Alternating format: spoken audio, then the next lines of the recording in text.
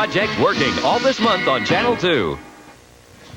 Coming up next on Channel 2 News, fire aboard another Air Canada jet and a Connecticut plane crash claims 4 lives. A shakeup at the NAACP and a big upset in the first lap of the race to win the Democratic presidential nomination. We'll tell you how New Yorkers celebrated a long-awaited day in the sun. Plus, Steve Albert has the winner's circle at Belmont and all the day's sports. The up-to-the-minute weekend report. Channel 2 News with Vic Miles. Steve Albert with sports, and Tom Chisholm with the weather. Good evening. That fight between the top leaders of the NAACP is all wrapped up tonight. At a meeting in Chicago, the NAACP's board of directors voted 51-5 to strip chairwoman Margaret Bush Wilson of her powers. The action grew out of her dispute with executive director Benjamin Hooks, as Meredith Vieira reports. The NAACP is used to fighting for civil rights, but it was an internal conflict that brought board members to Chicago this morning. Meeting behind closed doors, the board voted overwhelmingly to strip chairperson Margaret Bush Wilson of all her powers.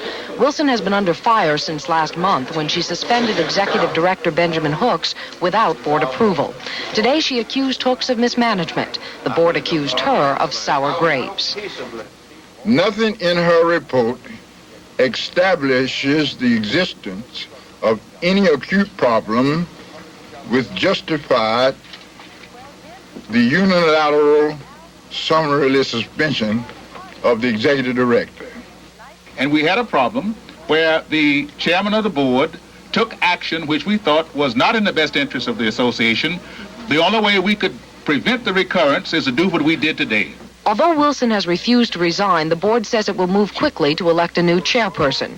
Hooks, who was reinstated shortly after his suspension last month, today thanked the board for its support. He insisted that all this infighting has not weakened the civil rights organization. And I want the press to understand that we're moving forward. We're going to turn this obstacle into a stepping stone. And get on with the business of civil rights, said one board member. But that may not be easy for an organization already shaken by budget cuts and an overall drop in membership.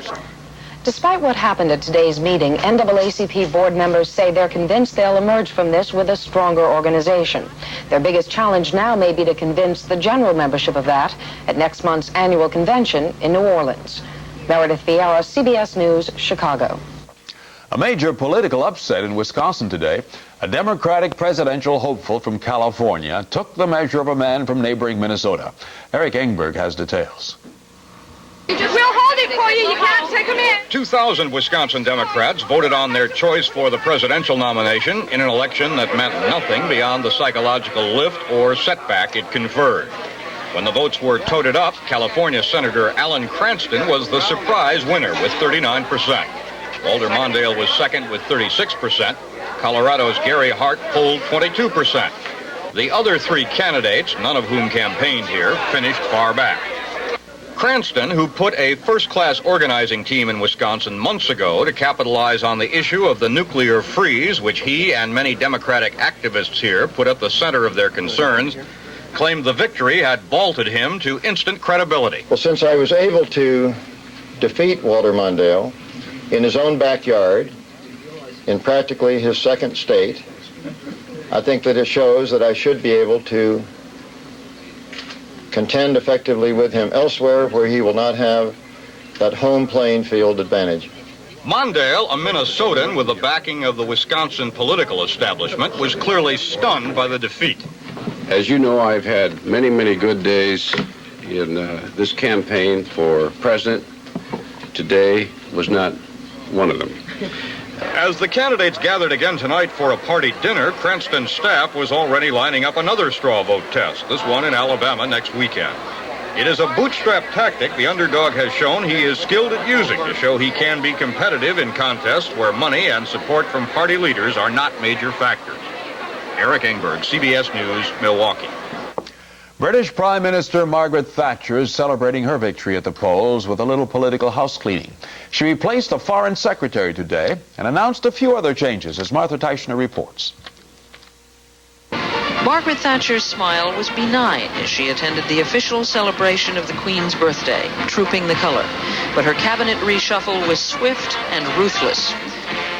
It is customary that on the morning of the Queen's birthday, the government's annual list of honors is published. High on this year's list, Lord Carrington, the Thatcher government's foreign secretary, until he resigned at the beginning of the Falklands crisis.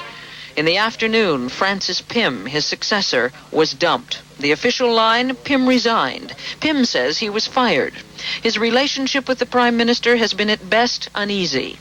Sir Geoffrey Howe, a moderate and a team player, Chancellor of the Exchequer in the old government, replaces Pym as Foreign Secretary. William Whitelaw, another team player, currently Home Secretary, goes to the House of Lords as a government peer. A cabinet reshuffle after a general election is standard practice. The size of Margaret Thatcher's landslide has allowed her to pick only men who support her tough, no-compromise brand of politics. In an interview yesterday, Thatcher said, "I am not a good butcher, but I have learned to carve the joint." Today, she did. Martha Teichner, CBS News, London. An anti-British protest in New York today. Scores of Irish Americans rallied outside the United Nations. They say action is needed to protect children in Northern Ireland from British troops. Several children there have been killed by plastic bullets. A mother of 8 from Belfast said her children are terrified by the British. Moira McCrory, whose 21-year-old son is in a prison for belonging to the IRA, was brought to New York by the Northern Aid Committee. It's a good bet that thousands of people in the metropolitan area are nursing sunburns tonight. It was that kind of day, from abandoned piers on Manhattan's west side to beaches along the coast. That was the driest weekend and the finest weather we've had this season. And Sam Dick was there as people frolicked in the sun. That old sun of ours has been around a long time. 4,600,000,000 years, in fact. But you'd never know it the last few months. 14 straight weekends of drizzly, cloudy mess. That's why this weekend sounded too good to be true. But look, there it is. It's glorious. It's really glorious. Like it brings all your feelings out.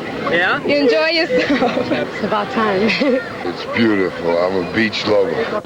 We've missed the sun, sort of like an old friend who stopped coming by the house to visit. So most of us had a lot of catching up to do. Catching rays and catching frisbees.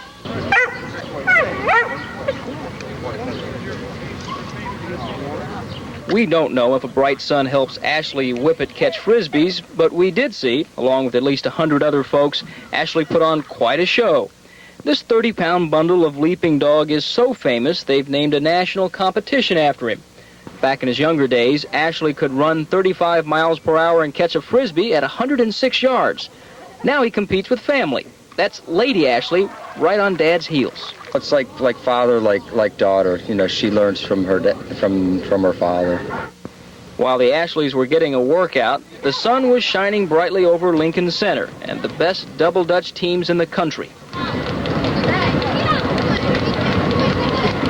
They're judging for speed right now. The judges are counting how many times the left foot touches the floor within 2 minutes, and they double that number. A score of 350 is considered excellent. We ran into Paulette Pitts. She's from Delaware. What are you concentrating on? That I'll make it and just don't winning really. Don't let my feet drag. The double Dutch teams worked up quite a sweat today, but then even if you were taking the sun lying down, you came away with a case of the sweats. We didn't hear anybody complaining. Since we haven't seen the sun in a while, there's always a tendency to overdo it the first day. Remember, the sun can burn. In the meantime, enjoy all of this because who knows what next weekend's weather is going to be like. Sam Dick, Channel 2 News on Brighton Beach in Brooklyn. Tom Chisholm will be along later in the broadcast to tell us how long we can expect the sunshine to stay with us. Still to come on Channel 2's Weekend Report. A light plane crashes in Ridgefield, Connecticut. 4 people are killed. New York City teenagers set out to try to find themselves some summer jobs. And Steve Albert has the running of the Belmont and all the other top sports stories when we come back. Cold sliced chicken, chicken salad, cold chicken with fruit and nuts. All these great cold chicken dishes came from one Purdue oven stuffer roaster. It's the perfect bird to cook in the summer because you cook it once, then stay out of the hot kitchen for days. So pick up a Purdue oven stuffer roaster. Then come on out and roast yourself for a change.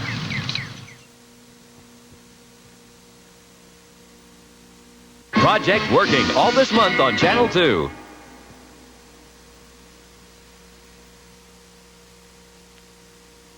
By telephone.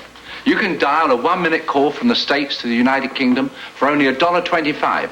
Each additional minute is only 76 cents.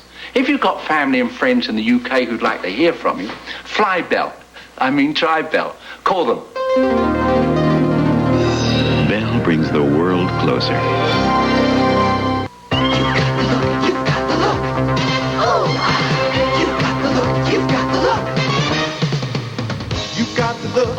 I want to know better. You've got the look that's all together. Jordache has the fit that's right. Jordache has the fit that's right. You've got the look. You've got the look. You've got the look. You've got the look. To run the Hat of the Month Club in a business like Wade, the boss has to keep the books, organize the files, write the letters, be creative, and still keep on top of things. The boss could bring home a tool for modern times, the IBM personal computer. It can help the business person wear many hats and sell even more. The IBM personal computer. Try one on at a store near you.